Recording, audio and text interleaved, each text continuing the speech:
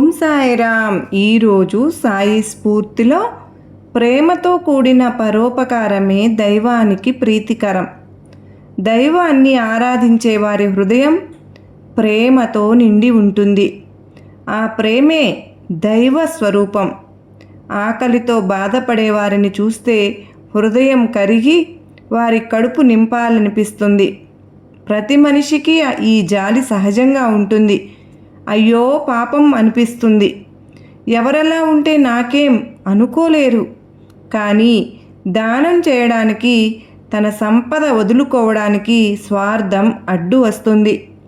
మానసిక రోగులకు, అంగవైకల్యంతో బాధపడేవారికి నిస్వార్థంగా చేసే సేవ, వారిపై చూపే ప్రేమే దైవానికి చెందుతాయి.